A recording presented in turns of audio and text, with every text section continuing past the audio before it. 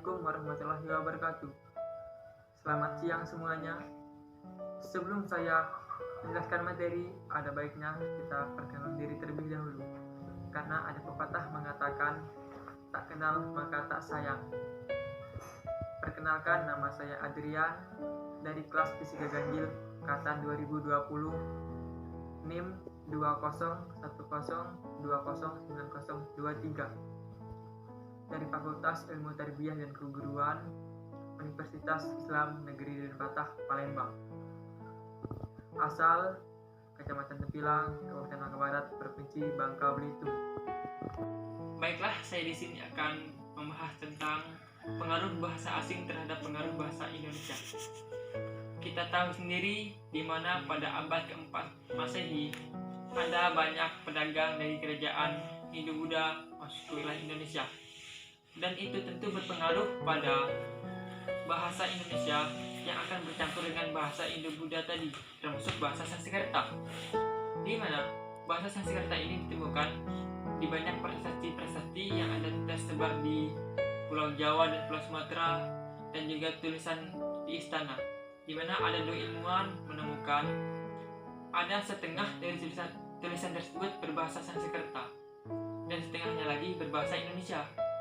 Dan bahasa itu terus berpengaruh terhadap bahasa Indonesia, di mana sampai bercampur aduk dengan bahasa Indonesia. Sebut saja tentunya lah bupati, di mana pada bahasa Sanskerta tulisnya BHUPATI, sedangkan di Indonesia hanya tidak ada, cuman BUPATI. Dan bahasa Sanskerta itu tetap berjalan sampai seiring berjalannya persebaran wilayah kerajaan Hindu-Buddha di seluruh Nusantara.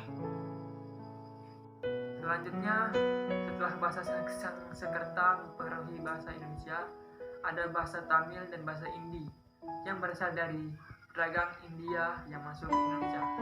Setelah kerajaan tersebut bubar, ada lagi pedagang dari luar negeri dari India yang memasuki Indonesia, yaitu kaum Tamil dan kaum Hindi, di mana bahasanya juga berpengaruh pada bahasa Indonesia. Sebut saja contohnya seperti dari bahasa Tamil yaitu kapal, kolam, logam, mangga, dan modal. Sedangkan dari bahasa Hindi sebut saja seperti cap, cium, curi, ganja, dan lain-lain lagi. Dan itu tetap bertahan sampai masa penjajahan Belanda dan terus dipertahankan oleh rakyat Indonesia. Setelah bahasa Hindi dan bahasa Tamil masuk ke Indonesia, ada lagi bahasa Cina yang masuk ke Indonesia. Yang lagi-lagi awal dari mulanya yaitu dengan adanya perdagangan yang masuk ke Indonesia. Pada abad ke-13, kerajaan Cina masuk ke Indonesia dengan perdagangan, di mana letak pusat perdagangan tersebut telah di Selat Malaka antara Indonesia dan Malaysia. Di situ terjadilah hubungan yang sangat pesat di perdagangan, dan sampai-sampai bahasa Cina itu masuk merambah ke bahasa Indonesia dan semakin masuk lebih dalam, sehingga pengaruhnya sangat kelihatan, di mana ada bahasa Cina yang dipakai sampai sekarang. Contohnya saja seperti di bidang peralatan rumah tangga seperti cawan, cengkih, rokok, bakmi, itu berasal dari bahasa Cina yang dipakai oleh kita sekarang sampai saat ini. Dan kali ini saya akan membahas pengaruh bahasa Arab terhadap bahasa Indonesia, yang dimana lagi dan lagi dibawa oleh pedagang dari Teluk Persia dan India Islam yang masuk ke Indonesia, yang dimana mendarat di Aceh, dan pada saat itu sekaligus untuk menyebarkan agama Islam di Indonesia, di mana kerajaan pertama Islam di Indonesia adalah Samudra Pasai, serta di utara Pulau Sumatera di Aceh, di mana itulah pusat dari perdagangan Islam di Indonesia, yang lalu menyebar ke seluruh Nusantara. Dan contoh katanya yang berpengaruh di bahasa Indonesia seperti agama, puasa, surga, dan neraka itu berasal dari bahasa Arab. Selain bukti kata dalam bahasa Arab ke bahasa Indonesia itu, ada lagi bukti dari prasasti Terengganu yang ada di Malaysia atau di kerajaan Majapahit itu tulisnya berbahasa Arab dan campur dengan bahasa Melayu kuno atau bahasa Indonesia. Kali ini akan membahas pengaruh bahasa Portugis pada bahasa Indonesia yang berbeda dari sebelumnya, di mana sebelumnya dari cara perdagangan, sekali ini dari cara penjelajahan bangsa-bangsa Eropa ke Indonesia. Yang pertama kali mendarat di Indonesia itu negara Portugis, di mana pelayan mereka Vasco da Gama mendarat di Tanjung Harapan pada abad ke-16 dan ke-17 Masehi, yaitu di daerah timur Indonesia sekarang atau disebut Maluku, dan mereka menjajah sekitar beberapa tahun di Indonesia, dan beberapa tahun Indonesia itu membawa pengaruh pada bahasa Indonesia dari bahasa Portugis, yang contohnya yaitu gereja, kaldu, natal, keju, dan kedelai itu dari bahasa Portugis asalnya. Baiklah, saya akan menjelaskan materi bahasa Indonesia tentang peran pentingnya bahasa Indonesia. Peran bahasa Indonesia itu sangatlah banyak, baik di bidang pendidikan, ilmu pengetahuan teknologi, dan lain-lain. Kita ambil pertama, peran bahasa Indonesia dalam komunikasi. Kita dalam berkomunikasi menggunakan bahasa, contohnya bahasa daerah atau bahasa Indonesia.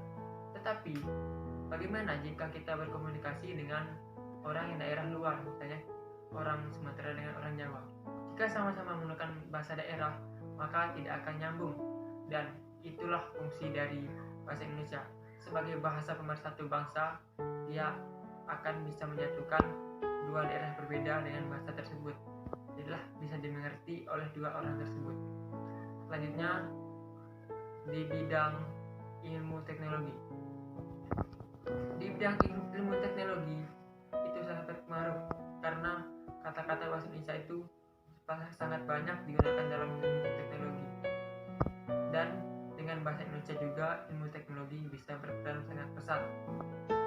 Lalu peran bahasa Indonesia dalam pendidikan. Kita diketahui telah mempelajari bahasa Indonesia sejak dari duduk di bangku SD, SMP, SMA, bahkan di perguruan tinggi juga kita masih mempelajarinya. Karena apa?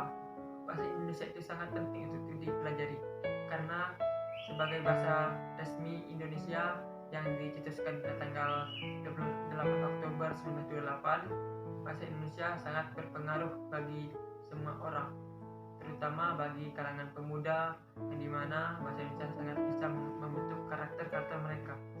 Jadi itulah peran dari bahasa Indonesia dalam kehidupan sehari-hari. Selanjutnya saya akan membahas tentang bagaimana upaya melestarikan bahasa daerah. Kita tahu bahwa di seluruh Indonesia terdapat banyak bahasa daerah. Di tahun 2019, menurut survei ada sekitar 668 bahasa daerah di seluruh Indonesia. Dan di survei lagi tahun 2020 menambah sebanyak 50 dan menjadi 718 bahasa daerah di seluruh Indonesia. Kita sebagai bangsa Indonesia wajib bangga dengan keanekaragaman bahasa daerah, tetapi kita tetap mempunyai satu bahasa resmi kesatuan, yaitu bahasa Indonesia. Dengan banyaknya bahasa daerah itu, kita memiliki keunikan dan dipandang bagus oleh negara-negara lain. Dan juga ada satu bahasa daerah kita adalah mendunia. Satunya contohnya adalah bahasa Jawa. Bahasa Jawa sudah digunakan di berbagai negara, sudah dipelajari juga di berbagai universitas luar negeri. Jadi kita harus bangga, dan untuk kaum milenial yang sangat kritis, marilah kita melestarikan bahasa daerah dengan cara tetap memakai bahasa daerah di daerah masing-masing tanpa menghilangkannya, dan juga tetap memakai bahasa Indonesia pada formalitas negara. Terima kasih. Dan kesimpulan dari materi saya ini adalah yaitu bahasa itu sangat penting bagi komunikasi. Dengan semua materi yang telah saya sampaikan dari peran pengaruh bahasa asing dan juga upaya pelestarian bahasa daerah, kita simpulkan bahwa bahasa itu sangat penting bagi kehidupan, terutama untuk komunikasi. Karena kalau cuma bahasa daerah, kita tidak bisa tahu dan mengerti apa yang diucapkan orang bahasa daerah lain dan daerah kita. Jadinya diciptakan ciptakanlah bahasa persatuan, yaitu bahasa Indonesia. Terima kasih atas perhatiannya. Saya ucapkan terima kasih. Jika ada kata-kata yang salah, saya mohon maaf. Kepada Allah saya mohon ampun. Wassalamualaikum